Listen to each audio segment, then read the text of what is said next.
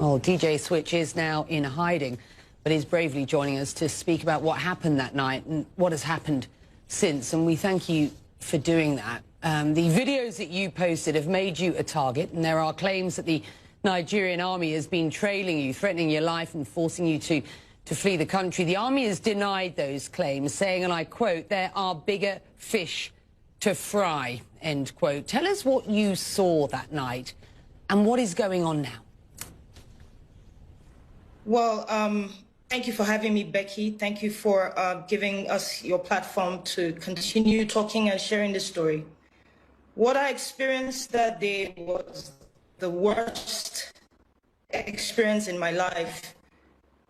The Nigerian army that is supposed to protect us came with no warning. None, nobody, no representative to come speak to us first. At least they just came in guns blazing. We heard gunshots from behind the toll gate, because we were on one side of the toll gate, and we heard gunshots from behind and people running. So what we did was just to go down and sit down and just stay still, wave our flags. So because we believed that if we waved our flags, they would see that we are not here to cause any harm. We're not here to cause any troubles. We're just here protesting, as is our right to do so. So there was no warning, nothing. They came shooting. People were just dropping. I can't even explain that to you. It was such a chaotic scene that most times I find it difficult to close my eyes without seeing those scenes. And after they left, the Nigerian police came, SARS to be precise, because looking at the uniform, the ones we could see, and especially one man that was putting on white, I don't know who he is or something, but he had a pistol, kind of like a small gun, and he was just shooting at us directly, and we were just running for our lives. That's the short story of it, really. Just after the Lekki Gate incident, I spoke with the Lagos State Governor. Have a listen to what he told me. Becky, I genuinely believe there will be change for two reasons. One, you know, what has happened, especially in Lagos, is extremely unimaginable. That's number one. Number two, it was a clarion call, you know, for all of us in government, you know, especially, you know, understanding and realizing, you know, what the youth, what they truly want us to be doing, you know. So it hit all of us like a thunderbolt, and it was just, you know, a wake-up call. Your response to what you just heard there? With no due respect, I actually challenge the governor of Lagos State to just say the truth. They know the truth. It's been out there, they're conflicting stories with each other. Nigerians have died. This is not a time to play games. Families are looking for their loved ones. To be honest with you, with regards to me, I don't know how to feel, because in one hand, I'm grateful I'm alive today. In the other hand, I don't know if I should say I'm lucky. It's almost like I'm saying the others were not lucky. It is time that we own up to the things that we're supposed to own up to. The governor has a responsibility to the citizens of Lagos State, and he should say the truth. Nigeria's president on Tuesday vowed to prevent a repeat of what have been these wider anti-police brutality protests through dialogue and through listening, he says, to all stakeholders. I just wonder, how do his comments make you feel? To be honest, Becky, at this point, I do not hold what the president of the Federal Republic of Nigeria says to any, I can't hold it to heart. Nigeria is a dictatorship with a democratic face.